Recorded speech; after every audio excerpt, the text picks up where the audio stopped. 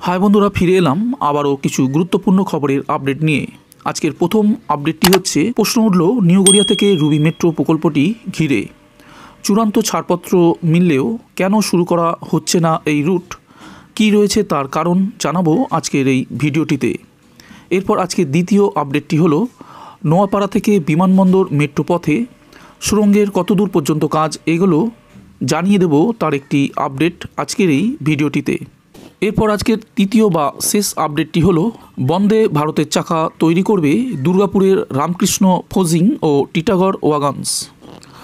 বন্দে ভারত সহ বিভিন্ন ট্রেনের চাকা তৈরির বিরাট বরাত জিতেছে রামকৃষ্ণ ফোজিংস লিমিটেড এবং টিটাগড় ওয়াগনস লিমিটেডের কনসোর্টিয়াম। এর ফলে আগামী দিনে বাংলার তৈরি চাকায় ছুটবে দেশের রেল। বরাত অনুযায়ী ভারতীয় রেলের জন্য প্রায় 15.4 লক্ষ চাকা তৈরি করতে হবে।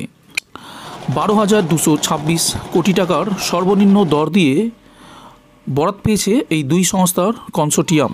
দ্বিতীয় এবং তৃতীয় সর্বনিম্ন দরদাতা ছিল ভারত ফোর্জ লিমিটেড এবং Steel Authority of India limited.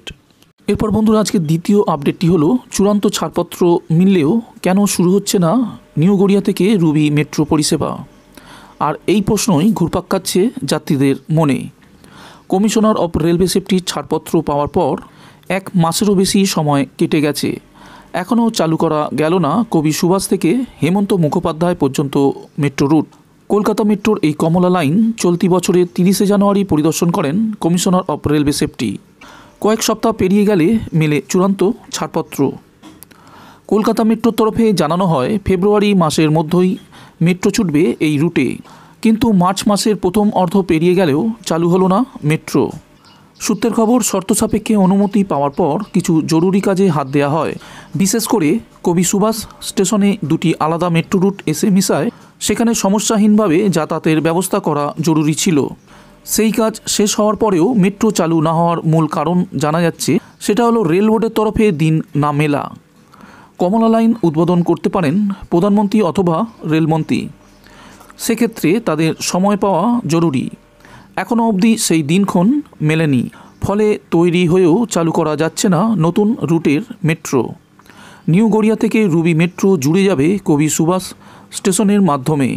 এই দুটি হলো মেট্রোর আলাদা শাখা, যার মধ্যে একটি ব্লু লাইন, অন্যটি হলো অরেঞ্জ লাইন। এই দুটি লাইনে যাত্রীদের যাতায়াতের জন্য বিশেষ সুবিধা আনতে চলেছে মেট্রো। এবার একই টোকেনে এক লাইন থেকে অপর লাইনে যাতায়াত করতে পারবেন যাত্রীরা, এমনটাই জানিয়ে দিল মেট্রো কর্তৃপক্ষ। মেট্রো রেলের মুখ্য জনসংযোগ আধিকারিক কৌশিক মিত্র জানিয়েছেন, আমরা প্রস্তুত। রেলওয়ে বোর্ডকে আমরা এ ব্যাপারে জানিয়েছি, কর্মসূচি আমাদের শীঘ্রই জানিয়ে দেওয়া হবে বলে আশা করছি। বন্ধুরা, আজকে তৃতীয় আপডেটটি হলো, নোয়াপাড়া থেকে বিমানবন্দর মেট্রোয় প্রায় 1800 মিটার দীর্ঘ গুরুত্বপূর্ণ সুড়ঙ্গের কাজ সম্পূর্ণ হয়েছে। ওই মেট্রোপথের একটি স্টেশন যশোর রোড, সেই স্টেশনের পরে অতিব্যস্ত ভিআইপি রোড এবং বিমানবন্দরের দিকে যাওয়া সংলগ্ন রাস্তার একাংশের নিচে দিয়ে ওই সুড়ঙ্গ নির্মাণ কষ্টসাধ্য ছিল বলে জানাচ্ছে মেট্রো কর্তারা। কাছাকাছি বিমানবন্দর, ডাকঘর ছাড়াও খ্রিস্টানদের সমাধিক্ষেত্র ছিল। সংশ্লিষ্ট দুই কর্তৃপক্ষের সহযোগিতায় তাদের অংশ পেরিয়ে নোয়াপাড়া থেকে বিমানবন্দর মেট্রোপথের বিমানবন্দর স্টেশনে প্রবেশের সুড়ঙ্গ নির্মাণ করা গিয়েছে। এক্ষেত্রে বিমানবন্দর কর্তৃপক্ষ সহযোগিতার হাত বাড়িয়ে দিয়েছে বলে মেট্রো সূত্রের খবর। নোয়াপাড়া থেকে বিমানবন্দর পর্যন্ত 6.25 কিলোমিটার দীর্ঘ মেট্রোপথে মোট 4টি স্টেশন রয়েছে, যথাক্রমে নোয়াপাড়া, দমদম ক্যান্টনমেন্ট, যশোর রোড এবং বিমানবন্দর।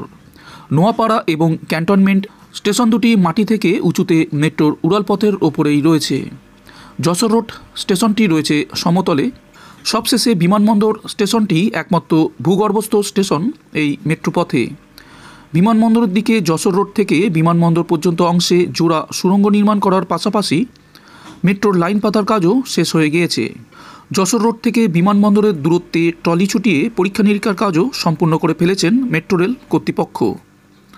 নোয়াপাড়া থেকে বিমানবন্দর মেট্রোপথে সুড়ঙ্গের ওপরের অংশে থাকা ব্যারিকেড সরিয়ে ইতিমধ্যেই জায়গাটিকে আগের অবস্থায় ফিরিয়ে দিয়েছে মেট্রো কর্তৃপক্ষ।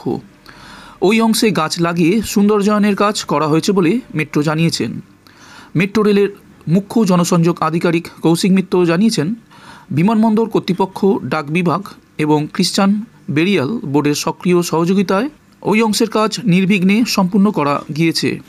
মেট্রো কর্তৃপক্ষ জানিয়েছেন আগামী কয়েক মাসের মধ্যেই ওই মেট্রোপথের কাজ শেষ হবে।